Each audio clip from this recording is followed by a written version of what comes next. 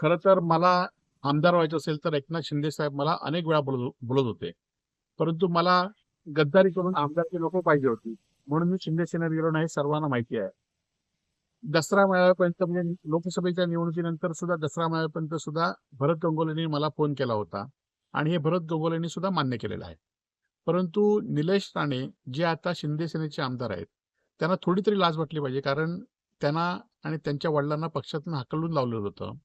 त्याचबरोबर त्यांनी बाळासाहेबांबद्दल काय बोललं होतं आणि निवडणुकीच्या फक्त आमदारकीसाठी किंवा निवडणुकीचं पक्षाचं तिकीट मिळालं पाहिजे म्हणून भारतीय जनता पार्टीतनं सोडचिठ्ठी देऊन त्यांनी शिंदे सेनेतनं आमदारकी लढवली आणि त्यामुळे ते आमदारकीसाठी काही करू शकत होते. परंतु मी आमदारकीसाठी माझ्यावर गद्दारीचा कलंक लावत नव्हतो, कारण लोक माझ्याकडे अपेक्षेने बघत होते.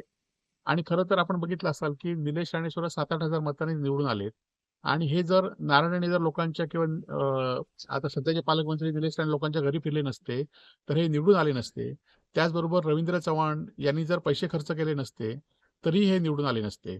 आणि त्यामुळे माझ्यावर टीका करण्यापेक्षा तुम्ही कशा पद्धतीने निवडून आले हे तुम्हाला माहिती आहे आणि तुमच्या कार्यकर्त्यांना सुद्धा माहिती आहे. आणि त्यामुळे तुम्ही आता 2 वर्ष तुमच्या आमदारकीला झाली, तुम्ही काय कामं केली, लोकांना काय दिलं, हे आता सांगणं महत्वाचं आहे. आणि त्यामुळे मी निष्ठावंत राहिला ह्याचा तुम्हाला वारंवार राग येत असेल, परंतु त्यासाठी काही गमवावं पण लागतं. आणि त्यासाठी मी आमदारकी सुद्धा गमवली.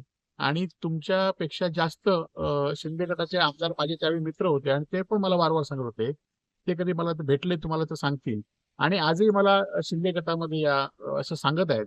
परंतु मी उद्धव बाळासाहेब ठाकरेंबरोबर आहे आणि यापुढच्या काळामध्ये सुद्धा राहील. तुम्ही आता पक्ष बदलणार याची खात्री बाळगा, कारण मला वाटतंय की तुम्ही शिंदेना सोडून भारतीय जनता पार्टीत जाल आणि तिथनं पुढाची विधानसभा लढवणार असं मला वाटतंय. आणि तुम्ही आता शिंदे सेनेत आहात ते शिंदे सेनेबरोबरच राहा अशी माझी आपल्याला विनंती आहे.